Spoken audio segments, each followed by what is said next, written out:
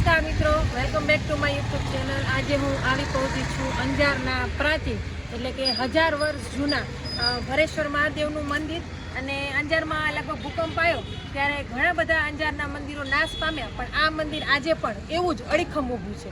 તો ચાલો આપણે જઈએ અને અંદર ભરેશ્વર મહાદેવના દર્શન કરીએ।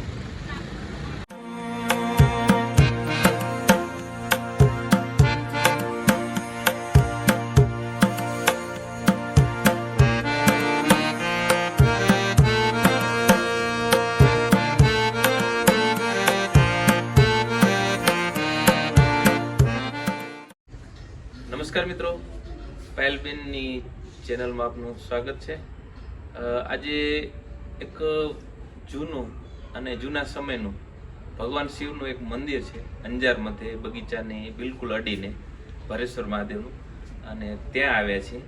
અહીંની જે વાતાવરણની અંદર જે અલૌકિકતા અનુભવાય છે, અગાઉ પણ હું અનેક વાર આવી ચૂક્યો છું। ઘણા વખતથી ઈચ્છા હતી, આજે સમય મળ્યો છે।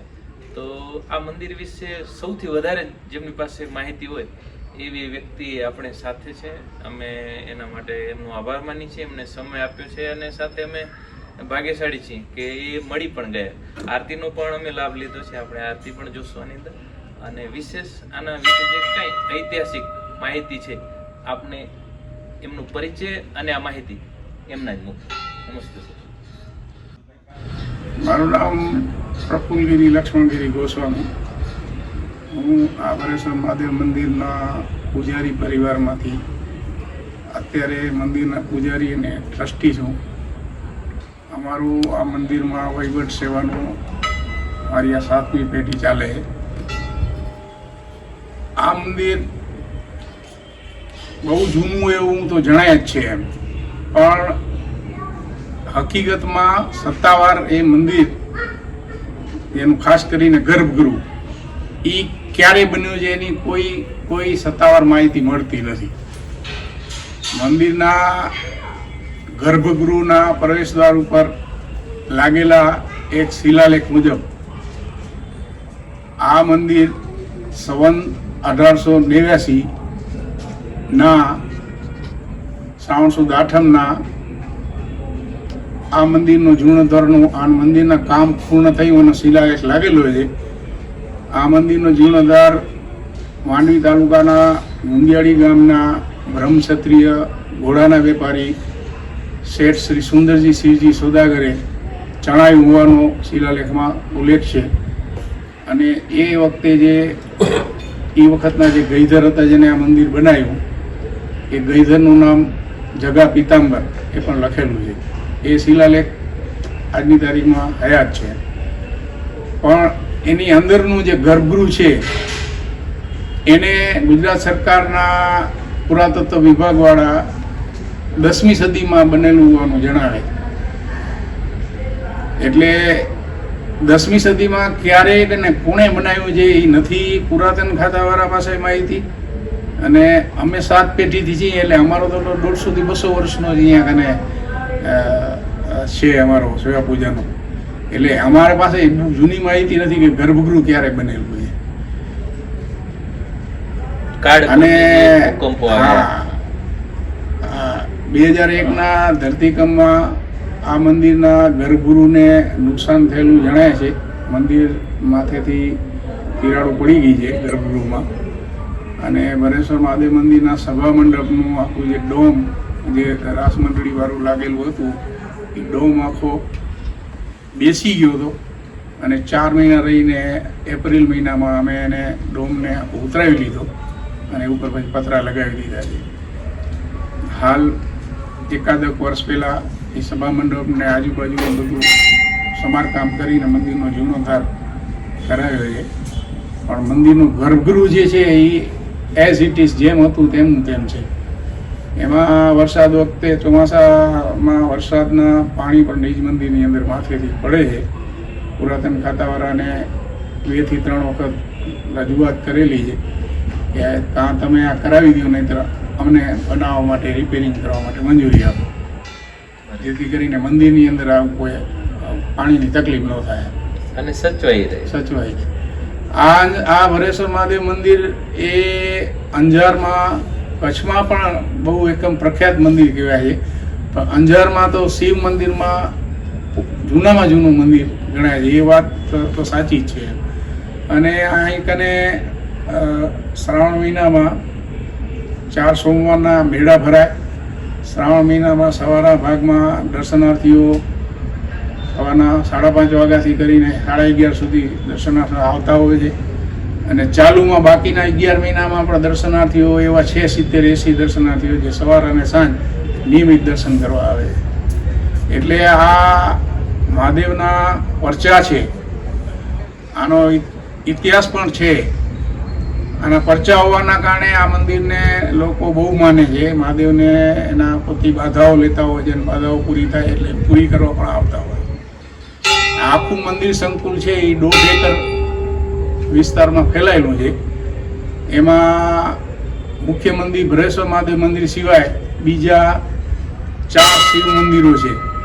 એમાં એક નીલકંઠ મહાદેવ મંદિર છે જે 150 વર્ષની આજુબાજુ બનેલું હોય એવું જણાય છે, પણ એનું કોઈ શિલાલેખ નથી. બીજું એક કાશી વિશ્વનાથ મહાદેવનું મંદિર છે સંકુલના દરવાજા પાસે ડાબા હાથે જમણા હાથે. એ પણ 160 કે 170 વર્ષની આજુબાજુ બનેલું હોવાનું જણાય. એની સામે એક જૂનું બીજું રૂપેશ્વર મહાદેવનું મંદિર છે જે ભૂકંપમાં એનું ગર્ભગૃહનું અને નીચ મંદિર સભા મંડપનું શિખર પડી ગયું છે. એ જર્જરિયાલ પણ હાલે અત્યારે છે. એ ગુરજી લોકોનું બનાવેલું છે. હું જન્મથી જ મારી 7મી પેઢી છે અત્યારે. હું પોતે તો નિવૃત્ત મદદનીશ સિંચાઈમાં નોકરી કરતો હતો, પણ મારા મોટા ભાઈ છે પ્રવીણકર આ મકાનમાં રહે છે, એ સેવા પૂજા કરે છે અને આ મંદિરનો હું ટ્રસ્ટી છું. એટલે વહીવટી કામગીરી બધી હું સંભાળું છું. અને મંદિર બાબતમાં પણ મંદિરમાં પણ શ્રાવણ મહિના દરમિયાન હું અહીંયા ડ્યુટી બજાવું ભાઈની મદદ કરવા માટે. સરકાર પાસે અને આ પુરાતત્વ વિભાગ પાસે આપણે શું અપેક્ષા રાખી શકીએ હવે આ બાબતે? કારણ કે આ જે ધરોહર છે એની જાળવણી સાચવણી પણ વારસામાં આ બધું આપવાનું છે, તો એના માટે શું આપણે એની પાસે અપેક્ષા રાખી વિભાગ પાસે? વિભાગ પાસે અપેક્ષા તો એ જ છે કે આ મંદિરને વ્યવસ્થિત રીતે પાછું પ્રાચીન ઢબે અથવા તો આ ભૂકંપ ઝોન 5માં આવતો હોવાના કારણે ભૂકંપરૂપ બનાવી અને ફરી પાછું બનાવવાની મંજૂરી આપવી જોઈએ. અને અમે એ માટે 1 થી 2 વખત પ્રયત્નો પણ કરેલા છે. પણ મંદિર બનાવવા માટેની એ લોકોએ જે શરતો મૂકેલી છે એ શરતો એવી છે કે એ રીતે કામ કરવામાં ખૂબ મુશ્કેલી થાય છે અને એ બન્યું નથી હજી સુધી. મંદિરનું કામ ગર્ભગૃહ, ખાસ તો ગર્ભગૃહ અમે નવેસરથી બનાવવા માંગીએ છીએ, એ હજી થઈ શક્યું નથી. એને એ મંજૂરી જો આપે અને શરતોમાં થોડીક અમને ઢીલ આપે તો અમે એ મંદિરનું કામ કરાવીને આ મંદિરની ગરિમાને જાળવી દઈએ પાછી. નહીંતર આ કચ્છની અંદર જે ભૂકંપના આંચકા આવી રહ્યા છે એવી રીતે જો ફરી પાછો ભૂકંપનો આંચકો આવશે તો હવે ગર્ભગૃહ એ ટકી નહીં શકે. 7ના ઉપરનો સ્કેલ જો આવશે આંચકો તો ગર્ભગૃહને ઉપર તિરાડો પડી ગયેલી છે, એટલે એ માથેથી પથ્થરો નીચે પડશે. આની માત્ર પથ્થરો નથી, એમ બેન મૂન કલાકૃતિઓ છે. ગર્ભગૃહની અંદર તો અંદર કોતરણી છે ને, એ હું તમને વાત કહું. કોતરણી છે ને જે શિવ મંદિરમાં આપણે 10મી કે 11મી સદીમાં જે સોલંકી વંશ વખતે જે શિવ મંદિરો બન્યા છે ને, એમાં જે મધ્ય ગુજરાતમાં અને જે મંદિરો સારા મોટા મોટા મંદિરો બન્યા છે એમાં જે શિલ્પ છે ને એ પ્રકારનું શિલ્પ છે. મધ્યકાલીન ગુજરાત, હા એ પ્રકારનું શિલ્પ છે.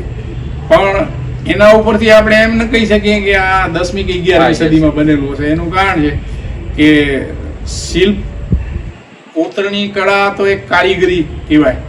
એક પિતાજી કોતરીનું કામ કરતો હતો, એનો પુત્ર છે ને એની અંદર જો શીખે તો એના બાપ કરતા પણ સારી કોતરણી. શ્રી ગણેશાય નમઃ. મહારાવ શ્રી ખેંગારજી સવાઈ બહાદુરના વખતમાં મહાદેવ શ્રી ભરેશ્વરજીના મંદિરમાં અંદરથી પગથિયા સુધી આરસની લાદી તથા એ મંદિર ને ચોતરફ જાડી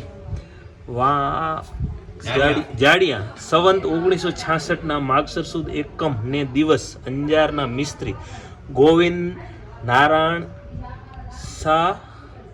સાખે વેગડે પોતાને ખર્ચે કરાવેલ છે.